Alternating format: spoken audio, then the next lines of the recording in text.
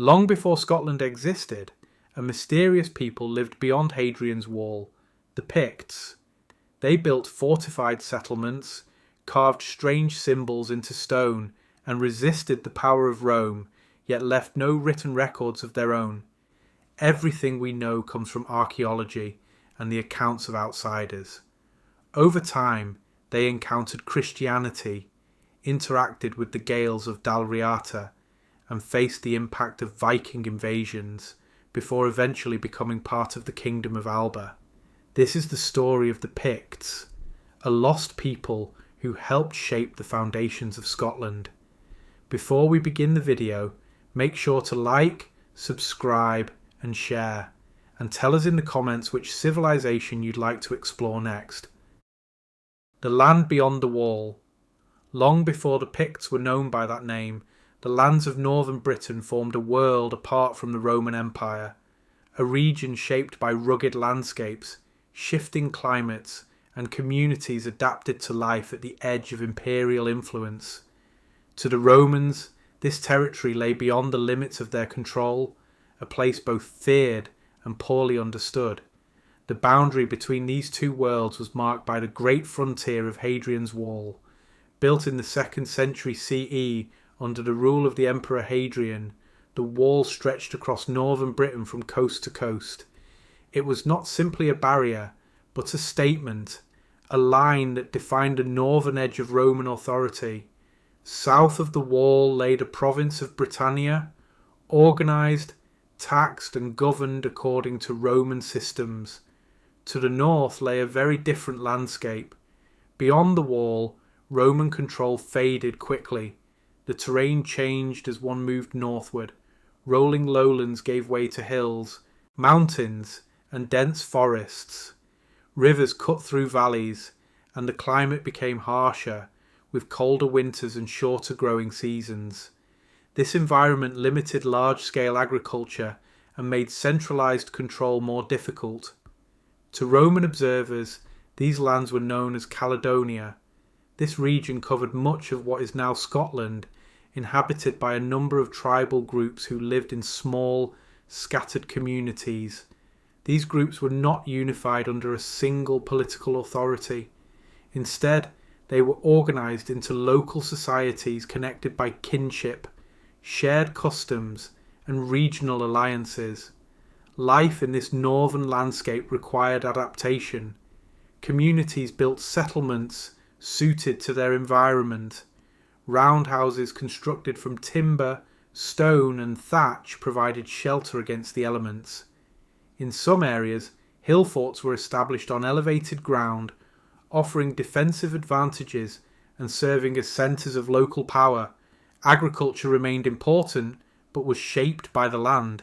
Crops such as barley and oats were cultivated where conditions allowed, while livestock, especially cattle and sheep, played a central role in the economy. Herding provided flexibility, allowing communities to adjust to seasonal changes and environmental challenges. Despite the apparent distance from Rome, these northern societies were not entirely isolated. Archaeological evidence suggests that trade and contact existed between communities north of the wall and the Roman province to the south. Goods such as metal objects, pottery, and other materials moved across the frontier, indicating that interaction continued even in the absence of direct Roman rule. At times, the Romans attempted to extend their influence further north. During the reign of Emperor Antoninus Pius, a second frontier was constructed, the Antonine Wall, located further into what is now Scotland. However, this line proved difficult to maintain. Within a few decades, Roman forces withdrew back to Hadrian's Wall, leaving the northern lands beyond imperial control once again. To the Romans, the people of this region were often described as formidable and resistant. Accounts from Roman writers portray northern tribes as skilled in warfare and difficult to subdue. Their knowledge of the terrain, combined with their mobility and decentralized organization, made them challenging opponents for Roman forces accustomed to structured campaigns. These northern communities would later come to be known collectively as the Picts. However, in this early period, they were a collection of groups rather than a single unified people. The name itself would emerge later in Roman sources, reflecting how outsiders attempted to categorize the diverse societies living beyond the frontier. The world beyond the wall was therefore not empty or chaotic. It was a complex landscape of communities adapted to their environment, maintaining their independence in the face of one of the most powerful empires of the ancient world. Their resilience and ability to live beyond the reach of Roman authority would become a defining feature of their identity. In the centuries that followed, these northern peoples would continue to shape the history of Britain. From their lands beyond Hadrian's Wall, they would engage in conflict, exchange, and cultural development, leaving behind traces of a society that thrived at the edge of empire, where the boundaries of Roman control ended and another world began. Before the Picts, Iron Age Scotland. Long before Roman writers began referring to the peoples of northern Britain as Picts, the region we now call Scotland was already home to a complex and evolving society. During the Iron Age, which began around the first millennium BCE, communities across this landscape developed their own ways of life, shaped by environment, resources, and long-standing traditions. This was a world without cities in the Roman sense, but it was far from primitive.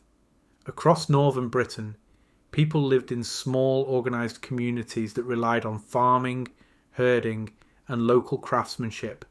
Settlements were often scattered, reflecting both the terrain and the need to make use of available land. Fertile valleys supported agriculture, while upland areas were better suited for grazing livestock. Homes were typically round houses, built from timber, stone, and thatch. These structures provided shelter against the harsh climate. Their circular design helped withstand strong winds and retain heat, making them well suited to the environment of northern Britain. Inside, families lived together, carrying out daily tasks such as cooking, weaving, and tool making. In some regions, communities constructed fortified sites. Hill forts became a notable feature of the Iron Age landscape. Built on elevated ground, these sites offered both protection and visibility over surrounding areas. While not all were constantly occupied, they likely served as centres of refuge, gathering, and authority during times of conflict. Another distinctive type of structure found in northern Scotland is the broch. These were tall, circular stone towers unique to the region, such as those seen at Broch of Musa. Built with impressive skill, brochs had thick walls and internal chambers, suggesting both defensive and residential functions. Their construction reflects a high level of organisation and technical knowledge among Iron Age communities. Daily life was closely tied to the land. Crops such as barley and oats were grown in suitable areas, while livestock, especially cattle, sheep, and pigs, formed a central part of the economy. Herding allowed flexibility, enabling communities to adapt to seasonal changes and varying conditions across the landscape. Craftsmanship also played an important role. Iron tools and weapons became increasingly common during this period, replacing earlier bronze implements. Blacksmiths and artisans produced items such as knives, farming tools, and decorative objects. These goods were essential for both daily life and social status. Trade networks connected these communities to a wider world. Although northern Britain was distant from the major centres of Mediterranean civilization, it was not isolated. Goods such as metal objects, ornaments, and possibly even exotic materials moved between regions through local and long-distance exchange. These interactions helped spread ideas and technologies across the landscape. Social organisation was based on tribes and kinship groups. There was no single unified authority across the region. Instead, power was held locally, with leaders emerging from within communities. These leaders likely gained influence through wealth, success in conflict, or control over resources. Conflict was a part of life, but not constant warfare. Competition for land, livestock, and influence could lead to clashes between groups. Hill forts and defensive structures suggest that communities were prepared for such threats, even if periods of peace were more common. Spiritual beliefs were deeply connected to nature. Although no written records survive from this period, archaeological evidence indicates that Iron Age peoples practiced rituals linked to the landscape. Rivers, bogs, and certain sites may have held sacred significance. Offerings placed in water or buried in the ground suggest beliefs in forces beyond the visible world. The arrival of the Romans in Britain during the 1st century CE brought new challenges. While Roman influence was strongest in the southern parts of the island, the northern regions remained outside direct control. Roman campaigns into areas known as Caledonia brought them into contact with these Iron Age communities, introducing new dynamics of conflict and exchange. Despite these encounters, the societies of northern Britain retained their independence. They adapted where necessary, but continued to follow their own traditions and structures. Over time, interactions with Rome may have influenced certain aspects of life, but the core of their culture remained rooted in the Iron Age world. It was from these communities that the people later known as the Picts would emerge. The foundations of Pictish society, its settlements, social organisation, and cultural practices were already in place long before the name itself appeared in historical records. In this way, the Iron Age of Northern Britain represents not a prelude of simplicity, but a period of development. It was a time when communities learned to thrive in a challenging environment, built structures that still stand today, and created the cultural framework that would shape one of the most intriguing peoples of ancient Britain, the Picts. The name Picts, painted people? The name Picts does not come from the people themselves, but from the way outsiders, specifically the Romans, chose to describe them. It first appears in late Roman sources, where northern tribes beyond the frontier were referred to as Picti, a Latin term often translated as the painted ones or the painted people. This name raises an immediate question. Did the people of northern Britain actually paint their bodies, or was this simply a Roman interpretation? Roman writers were not always precise in their descriptions of foreign peoples. They often used broad labels to describe groups that were, in reality, diverse and not politically unified. The term Picti seems to have emerged during the late 3rd century CE, when Roman authorities began referring collectively to several tribes living beyond Hadrian's Wall. Before this, the Romans used different names. Earlier sources referred to the inhabitants of northern Britain as Caledonians, linking them to the region known as Caledonia. Over time, as Roman contact with these northern groups continued, the terminology shifted. The name Picts gradually replaced earlier labels, becoming the common term used in Roman and later historical records. The idea that the Picts were painted likely comes from observations of body decoration. It is possible that some of these groups used pigments or dyes to mark their skin, especially in ritual or martial contexts. Classical writers had already described similar practices among other peoples, including the use of blue dyes derived from plants such as woad. However, direct archaeological evidence for widespread body painting among the Picts is limited. Another possibility is tattooing. Some scholars suggest that the term painted may refer not to temporary decoration, but to permanent markings.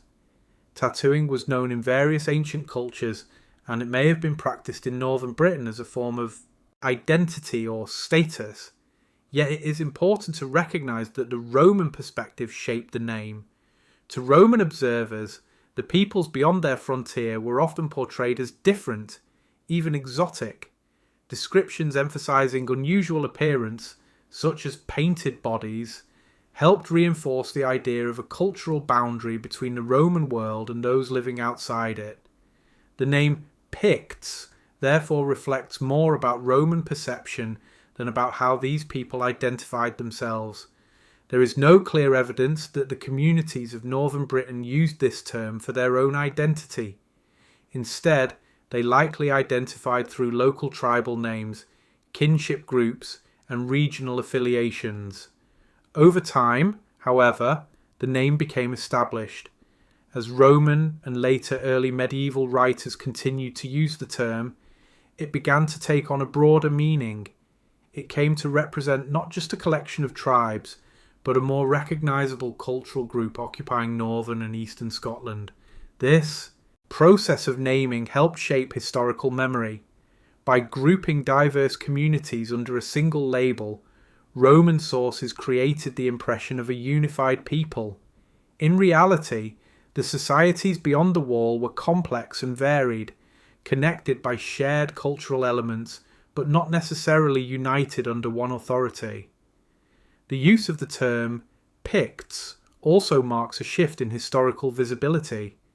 With the appearance of this name in written records, the peoples of northern Britain begin to enter the documented history of the Roman world. From this point onward, they are described not only as inhabitants of a distant land, but as active participants in the events that affected Roman Britain. Despite its uncertain origins, the name endured. It was used by later chroniclers, adopted into medieval histories, and eventually became the standard term for these early inhabitants of Scotland. Even today, it serves as the primary label for a culture that left no written records of its own. In this way, the name Picts is both revealing and misleading. It reveals how the Romans viewed the peoples beyond their frontier, emphasizing difference and distinction. At the same time, it can obscure the diversity and complexity of the societies it describes. Behind the name were real communities, farmers, warriors, artisans, living in a landscape beyond Roman control, shaping their own identities long before they were given a name by others. And it is from these communities, labelled by outsiders as the Painted People, that the story of the Picts truly begins. Life in the north, life in northern Britain during the Pictish period was shaped by landscape, climate, and tradition. Far from the urban centres of the Roman world, communities lived in environments that demanded resilience and adaptability. Across what is now Scotland, people built settlements suited to their surroundings, practical, durable, and closely connected to the land. Most people lived in small rural communities. These were not large towns or cities, but clusters of homes surrounded by fields and grazing land. The typical dwelling was a round house, constructed from timber, stone, and thatch. Its circular shape helped withstand strong winds and retain warmth, an important feature in the colder climate of the north. Inside these homes, daily life was centred around the household. Families cooked over open hearths, worked with wool and leather, and stored food for the winter months. Light entered through small openings, and smoke from fires would have filled the interior, slowly escaping through the roof. In some regions, more complex settlements developed. Archaeological evidence shows enclosed farmsteads and small fortified sites, often surrounded by ditches or wooden palisades. These enclosures may have served both practical and defensive purposes, protecting livestock and marking territory. Hill forts were among the most visible features of the landscape. Built on elevated ground, these structures provided strategic advantages, offering wide views over surrounding areas. Their walls, made from earth, timber, or stone, could enclose large spaces, suggesting that they were not only defensive sites, but also places of gathering, trade, and authority. While not always permanently inhabited, hill forts likely played a central role during times of conflict or social importance. They may have served as centres for local leaders, where decisions were made and alliances formed. Their presence reflects a society that was organised at a regional level with power concentrated in certain key locations. Another distinctive feature of northern settlements was the use of stone architecture.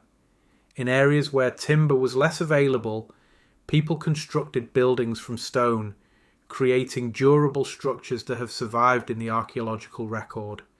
These include roundhouses, enclosures, and more complex buildings that suggest a degree of planning and skill. Daily life revolved around agriculture and herding. Crops such as barley and oats were grown in suitable areas, while livestock, especially cattle and sheep, formed a major part of the economy. Cattle in particular were a measure of wealth and status, and managing herds required knowledge of seasonal patterns and available grazing land. Food production was a constant concern. Communities needed to store surplus crops and preserve meat to survive the winter months. This required cooperation within households and across communities, ensuring that resources were managed effectively. Craftsmanship was an important part of everyday life. People produced tools, weapons, and household items using materials such as iron, wood, bone, and stone. Metalworking, in particular, played a key role, allowing for the creation of stronger tools and more effective weapons. Art and decoration were also present. Although less elaborate than in some other cultures, Pictish society produced carved stones, personal ornaments, and decorated objects that reflected both practical use and symbolic meaning. These items suggest a culture that valued both function and expression.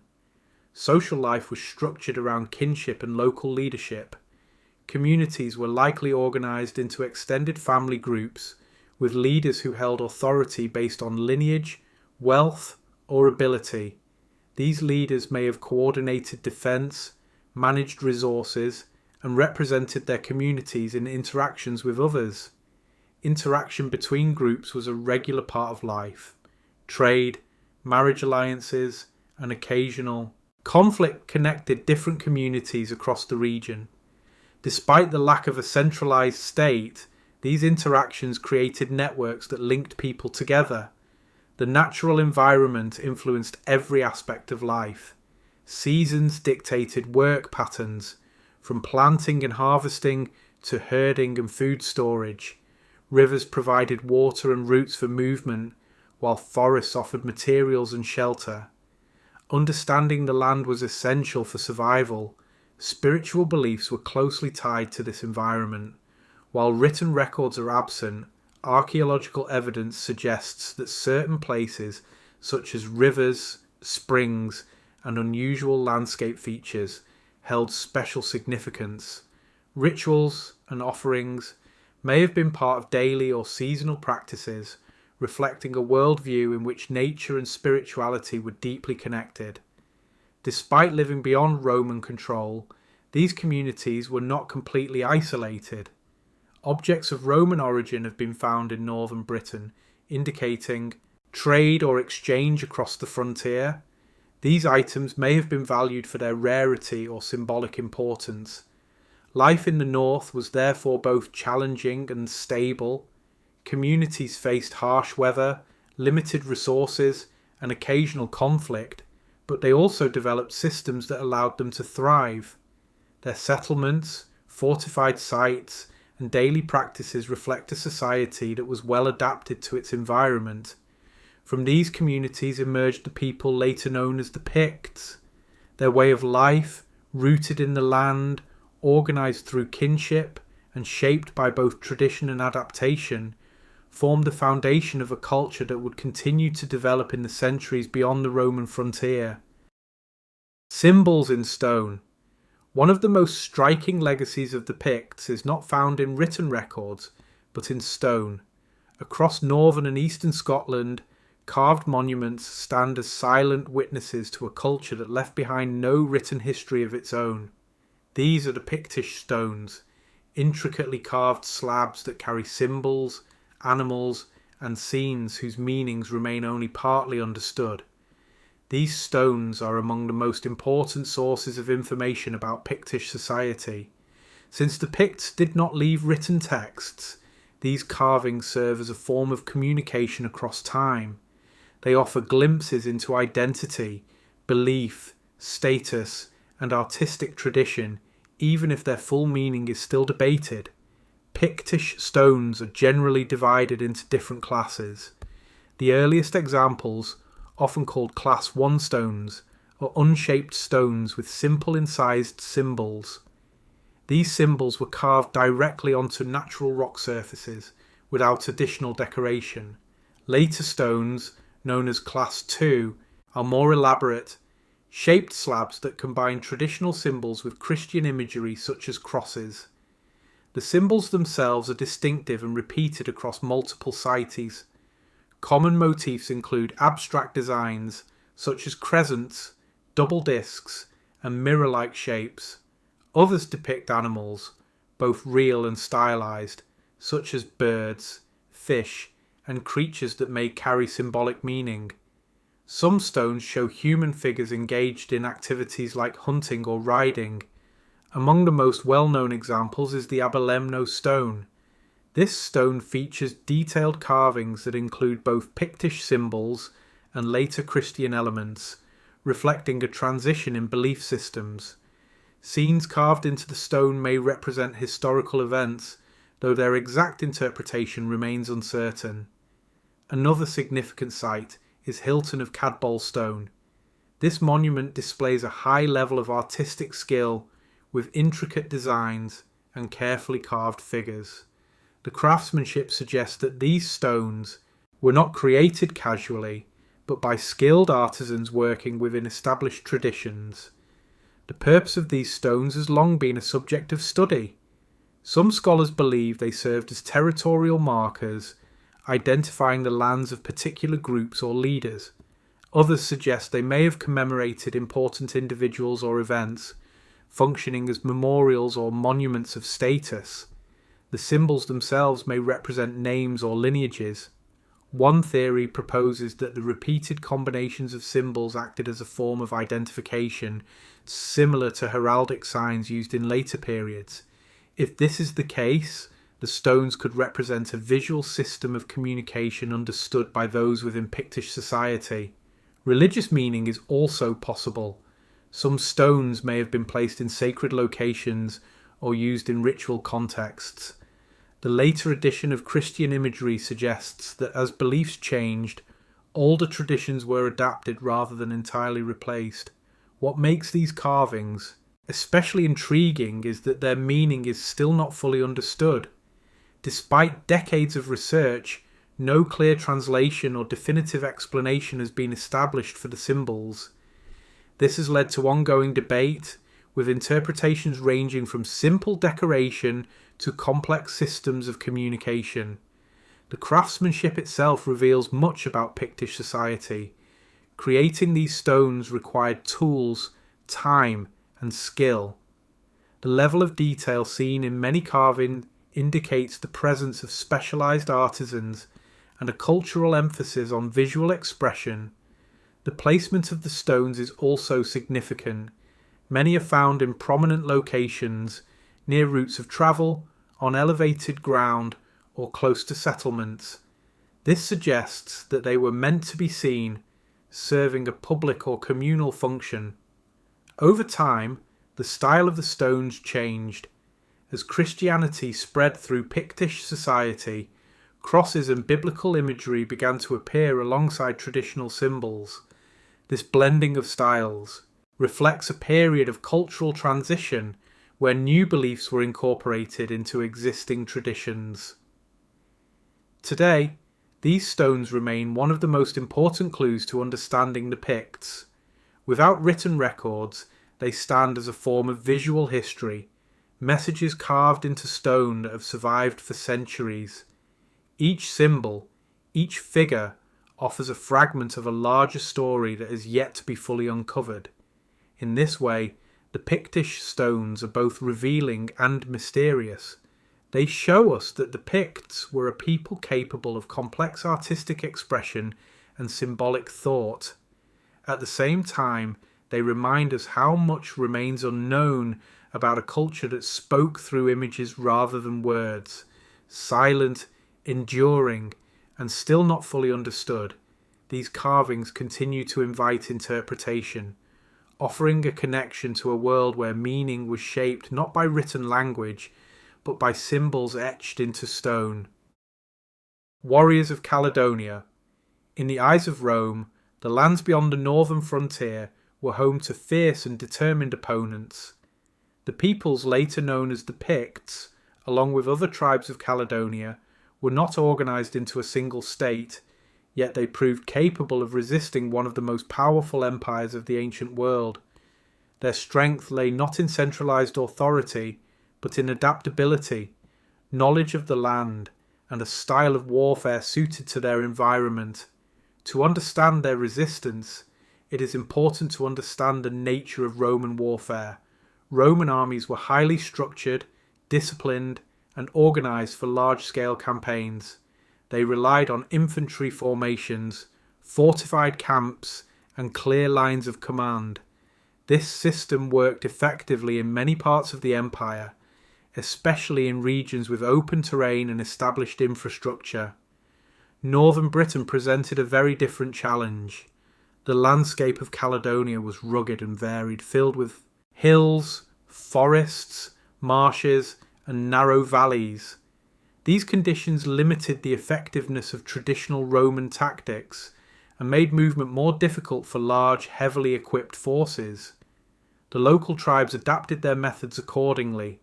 Rather than engaging in large, open battles, they often relied on smaller, mobile groups.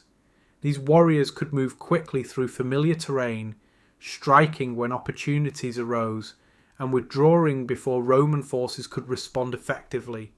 Raiding was a key part of this approach. Tribal groups would cross into Roman-controlled territory, targeting outposts, supply lines, and isolated settlements. These raids disrupted Roman operations and created a constant sense of uncertainty along the frontier. The Romans responded by strengthening their defences. The construction of Hadrian's wall was part of this effort. The wall was not only a physical barrier, but also a system of forts, watchtowers and roads designed to monitor movement and respond to threats from the north. Despite these measures, conflict continued. Roman forces launched campaigns into Caledonia in an attempt to bring the region under control. One of the most notable of these was led by the Roman governor Agricola in the late 1st century CE. His campaign culminated in the Battle of Mons Gropius, where Roman sources claim a decisive victory. However, the long-term results were limited. Even after such campaigns, Roman control did not extend permanently into the northern regions. The tribes of Caledonia maintained their independence, continuing to resist Roman influence and reassert control over their lands once Roman forces withdrew. The strength of these northern warriors lay in their flexibility. They were not bound by the need to defend fixed cities or maintain rigid formations. Instead, they could adapt their tactics to the situation, using ambushes, sudden attacks, and knowledge of the terrain to their advantage. Weapons and equipment reflected this style of warfare. While less standardized than Roman gear, they included spears, swords, shields, and possibly light armor. Mobility and familiarity with the landscape were often more important than heavy protection. Warfare was not constant, but it was a recurring feature of life along the frontier. Periods of relative peace were interrupted by raids and campaigns, creating a cycle of conflict that lasted for generations. This ongoing tension shaped both Roman policy and the development of northern societies. The reputation of these warriors grew over time. Roman writers often described them as formidable opponents, emphasizing their resilience and determination. While such accounts may include elements of exaggeration, they reflect the real challenges faced by Roman forces in the region. These conflicts also contributed to the identity of the people later called the Picts. Resistance to Rome became part of their historical legacy, distinguishing them from the populations within the empire. Their ability to remain outside Roman control set them apart in a landscape where much of Britain had been incorporated into Roman rule. The frontier was therefore not just a line on a map, it was a zone of interaction where cultures met through conflict, exchange, and adaptation. The tribes of Caledonia were not passive observers of Roman expansion. They were active participants in shaping the limits of that expansion. In the end, Rome never fully conquered the north. The lands beyond Hadrian's Wall remained outside the empire, and the peoples who lived there continued to follow their own paths. From these communities emerged the Picts, whose reputation as warriors and defenders of their land would endure long after Rome itself had withdrawn from Britain. In this way, the story of warfare in Caledonia is not simply one of battles. It is a story of resistance, of how a collection of tribal societies, without a centralised state, managed to withstand the pressure of an empire and maintain their independence at the edge of the Roman world. The Roman frontier. The northern frontier of Roman Britain was not a single fixed line, but a shifting boundary shaped by strategy, geography, and constant pressure from the peoples beyond it. For the Romans, this frontier marked the limit of imperial control. For the tribes of the north, it was a zone of contact, conflict, and opportunity. The most enduring symbol of this boundary is Hadrian's Wall. Constructed in the early 2nd century CE under Emperor Hadrian, the wall stretched across northern Britain from the Irish Sea to the North Sea. Built of stone and turf, it was reinforced with forts, mile castles, and watchtowers. Roman soldiers stationed along it monitored movement, controlled trade, and responded to raids from the north. Hadrian's Wall was not designed to completely stop movement. Instead, it regulated it. Gates and forts allowed controlled passage, while patrols maintained security along the frontier. It was both a military structure and an administrative boundary, marking the edge of Roman authority in Britain. For a time, however, the Romans pushed beyond this line. Under Emperor Antoninus Pius, a new frontier was established further north, the Antonine Wall. Built in the mid-2nd century CE, this wall ran across central Scotland. Unlike Hadrian's Wall, it was constructed mainly of turf atop a stone foundation, with forts positioned along its length. Its purpose was similar, to extend Roman control and create a new defensive boundary deeper into Caledonia. But the Antonine frontier proved difficult to maintain. The terrain was more challenging, supply lines were stretched, and resistance from local tribes remained strong. Within a few decades, Roman forces withdrew southward, abandoning the Antonine Wall and returning to Hadrian's Wall as the primary frontier. This retreat highlights the limits of Roman expansion.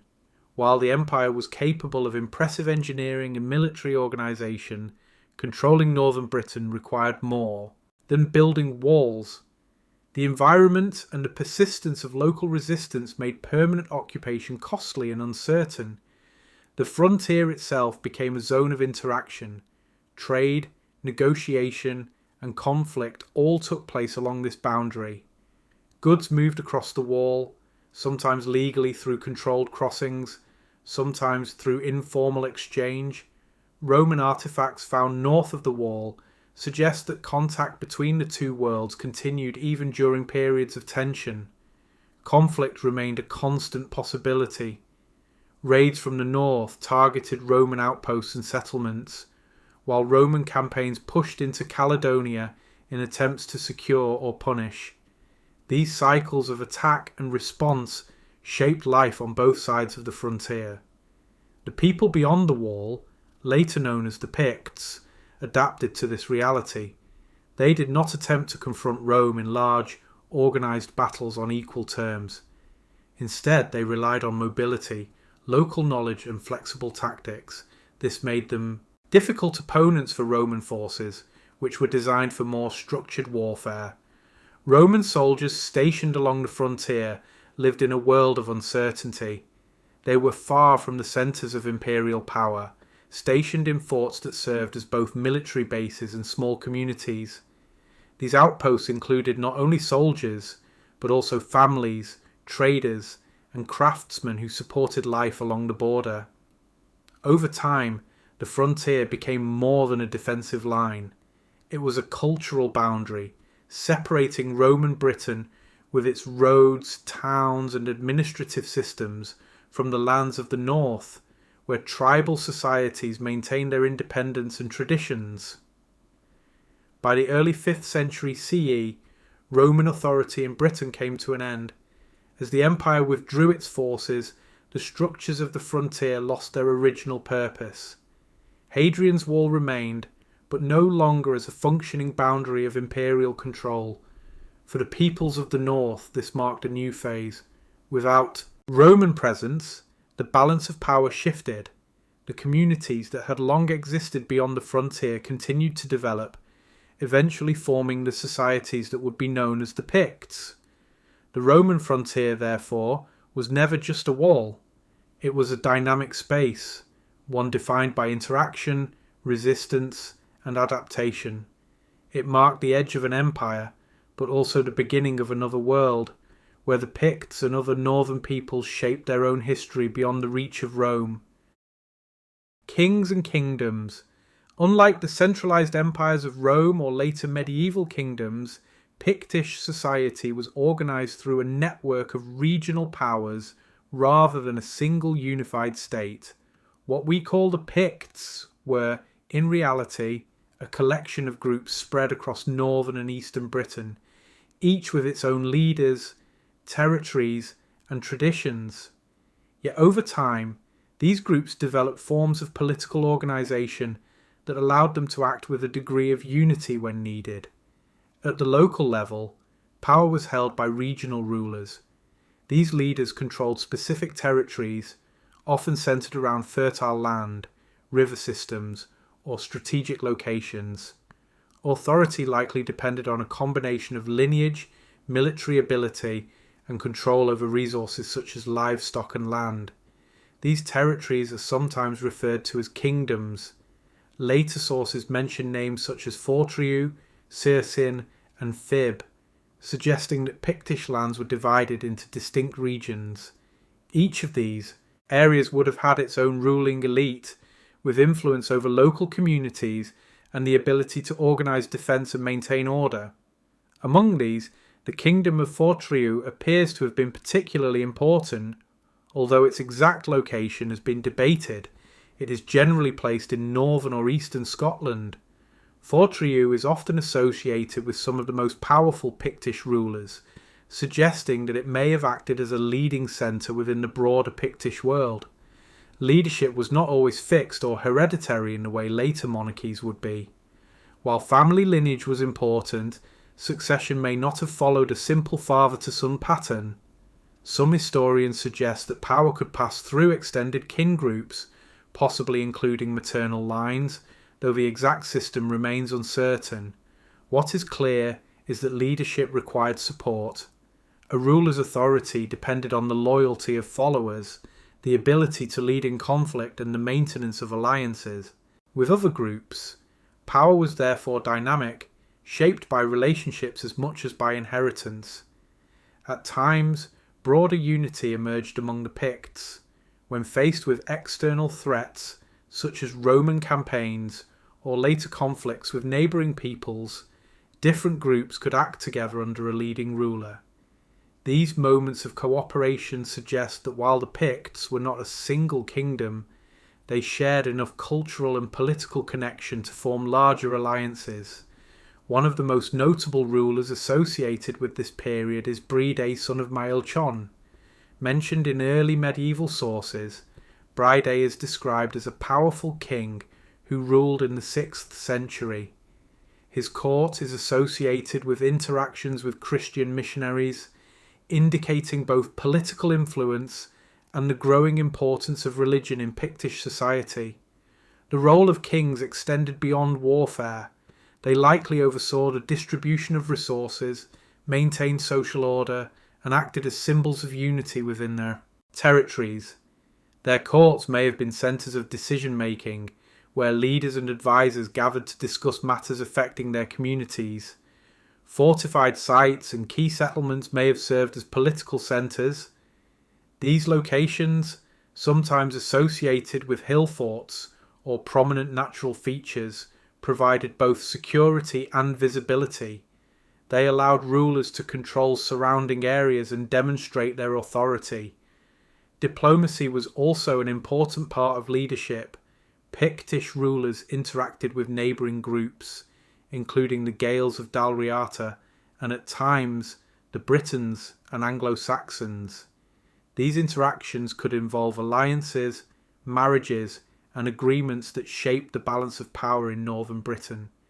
Despite the lack of a single centralised state, the Picts maintained a recognisable identity. Shared cultural elements such as language, artistic traditions, and symbolic systems linked different regions together. This cultural unity allowed them to be perceived, both by themselves and by outsiders, as part of a broader group. Over time, the structure of Pictish kingship evolved. As external pressures increased and internal connections strengthened, some rulers were able to extend their influence over larger areas. This gradual process may have laid the groundwork for more unified political structures in later periods.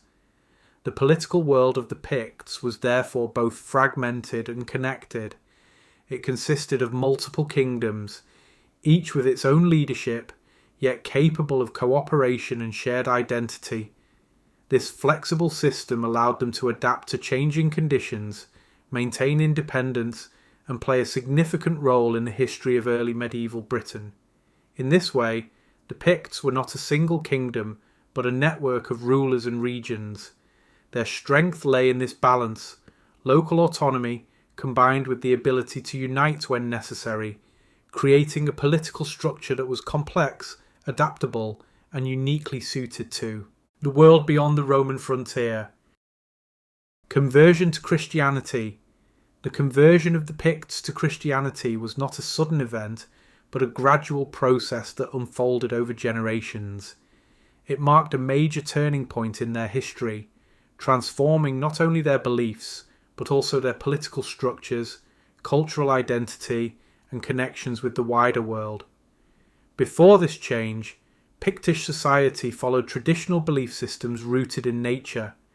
These earlier practices likely involved sacred landscapes, rivers, hills, and groves, along with rituals led by spiritual figures. While little is recorded in detail, archaeological evidence suggests a worldview closely tied to the environment and ancestral traditions. The arrival of Christianity introduced something new.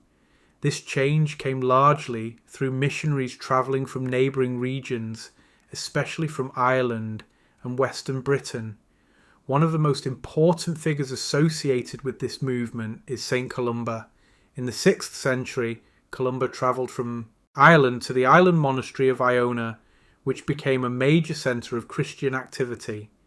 From there, missionaries began spreading Christian teachings into Pictish territories. These missionaries did not arrive as conquerors. Instead, they worked through influence, persuasion, and connections with local rulers. Conversion often began at the top of society, with kings and elites adopting Christianity first. Their acceptance of the new religion helped encourage wider adoption among their people. One such ruler was Bride, son of Melchon. According to early sources, Bride interacted with Christian missionaries, and his court became a place where new religious ideas were introduced. While the exact details are uncertain, such interactions show how political and religious change were closely linked. Christianity offered more than spiritual belief. It brought new forms of organisation. Monasteries and churches became centres of learning, communication, and authority. These institutions connected the Picts to a wider network that extended across Britain and Ireland. Over time, Christian practices became more visible in the landscape. Stone crosses were erected, and older monuments began to incorporate Christian symbols. This blending can be seen in Pictish stones, where traditional carvings appear alongside crosses, evidence of a society in transition. The process of conversion was gradual. Traditional beliefs did not disappear overnight.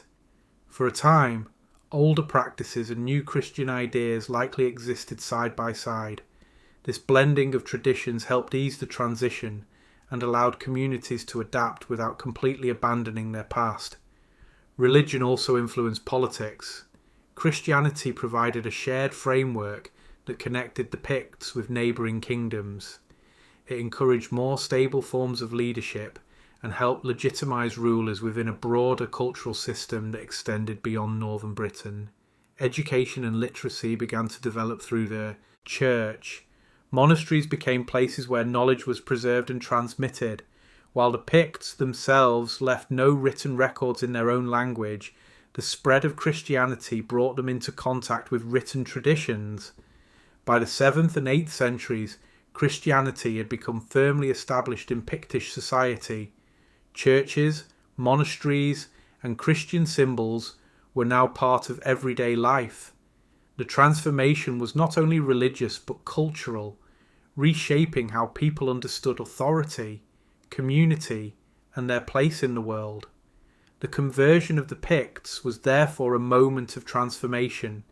It connected them to the wider Christian world, influenced their political development, and left a lasting mark on their culture.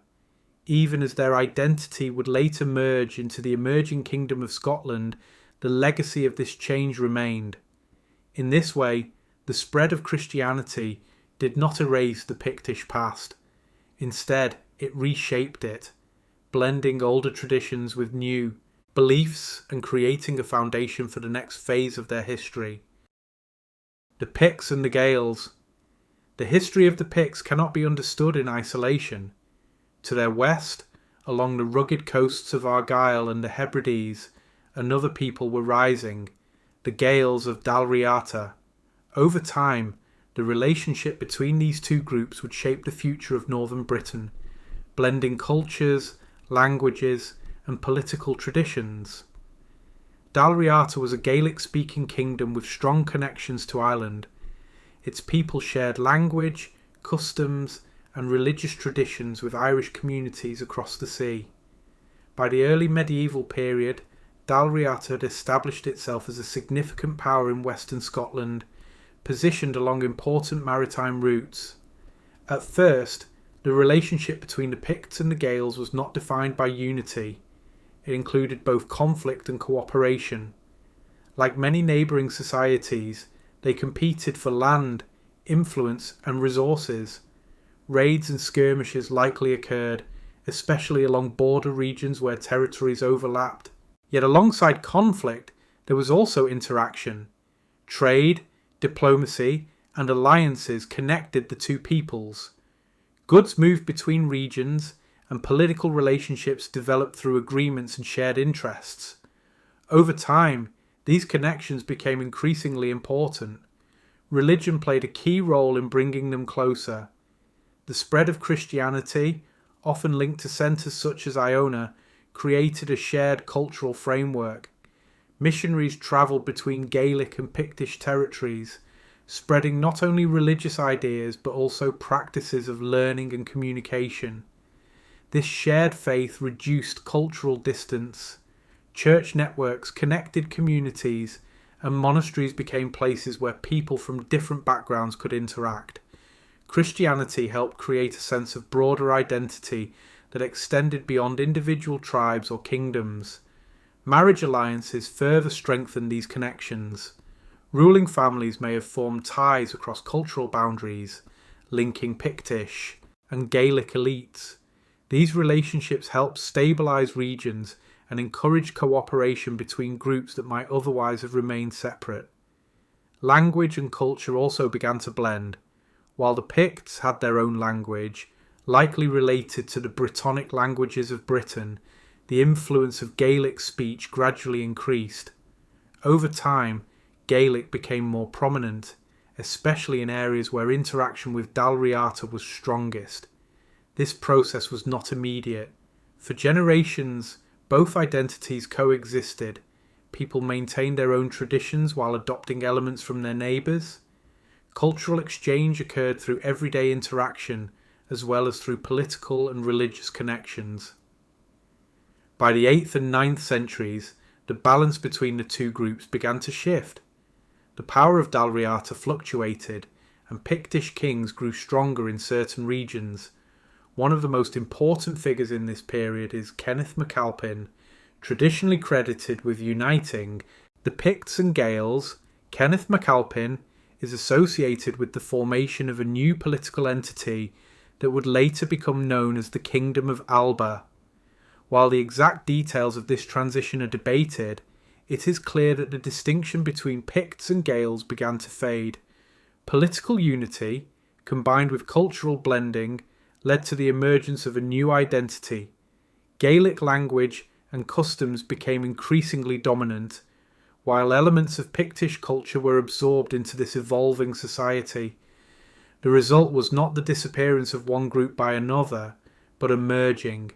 Traditions, symbols, and social structures combined to form something new. The legacy of the Picts continued within this new framework, even as their distinct identity became less visible in historical records.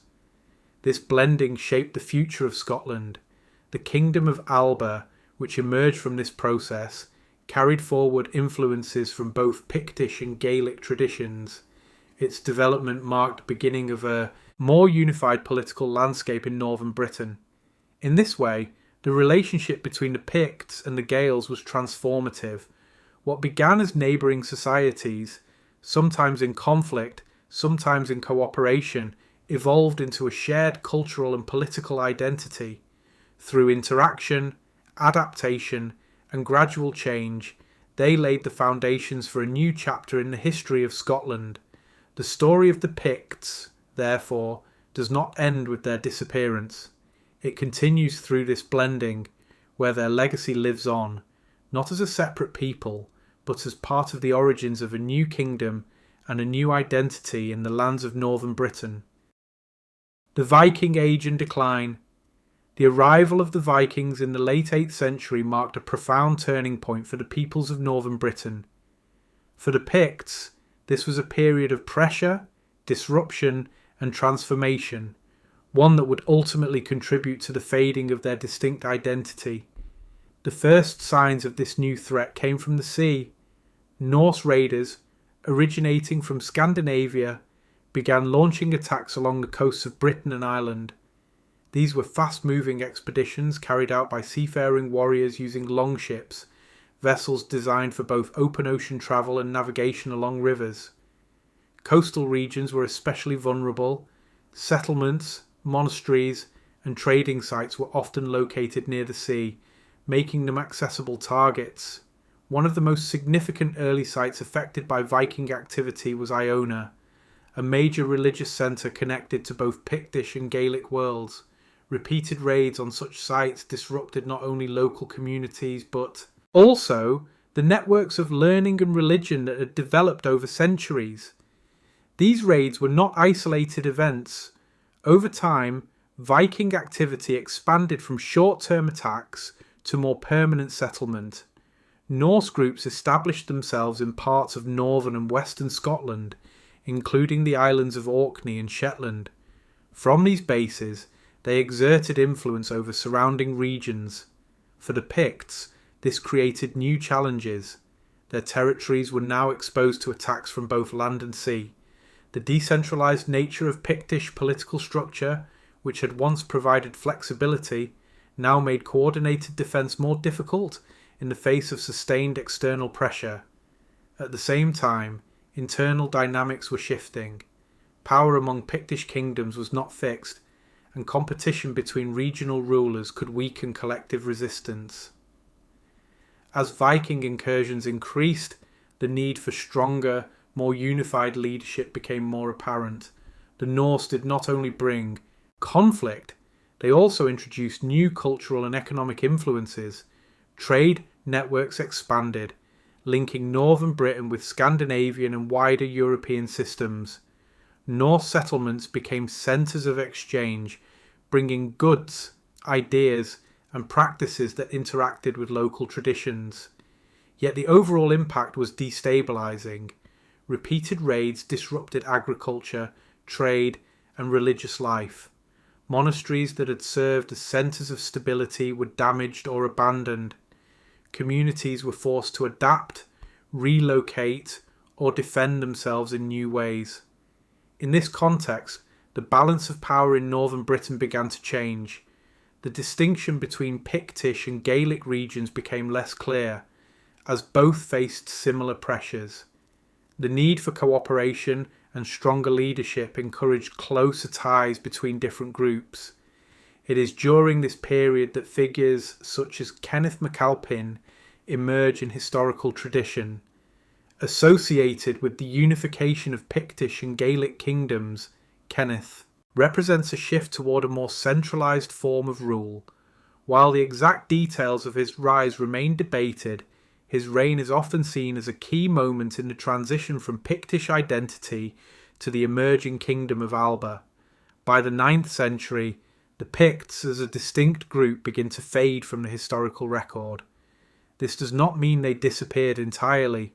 Rather, their identity became absorbed into a broader cultural and political framework that included Gaelic influence and responded to the challenges of the Viking Age.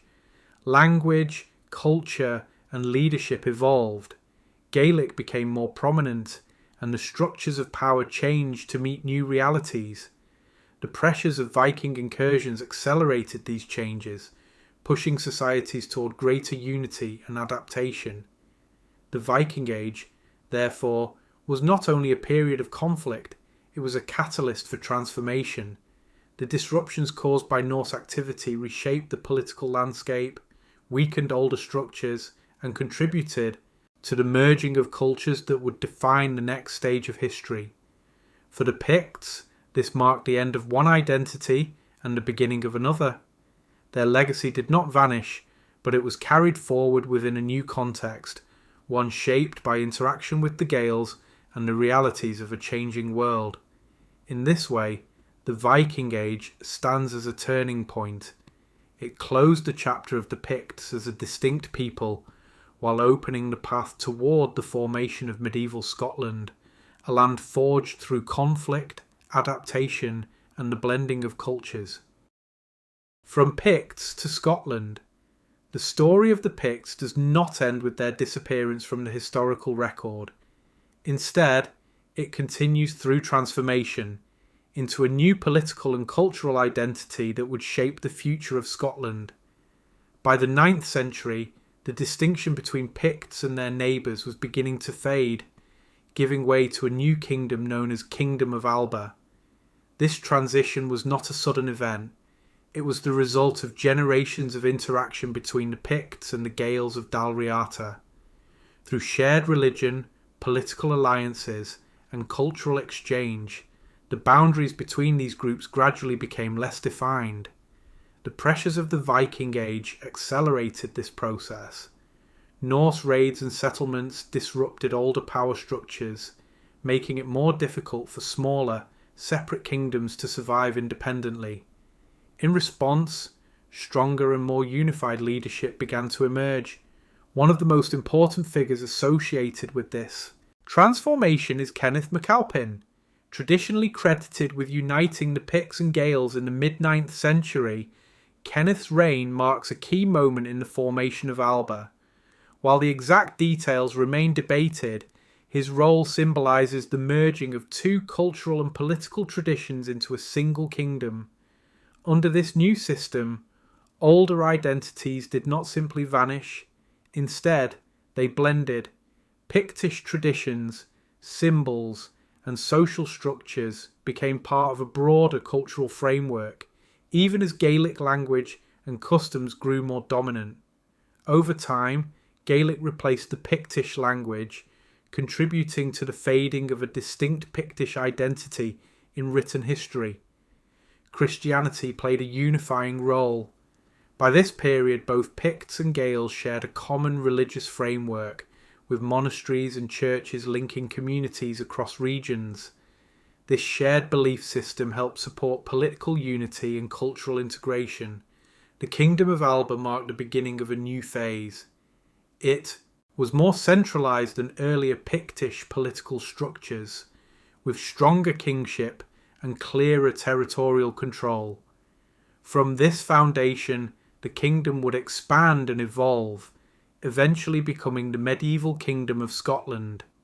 Despite the shift in identity, the legacy of the Picts remained. Their influence can still be seen in archaeological remains, carved stones, and place names across Scotland.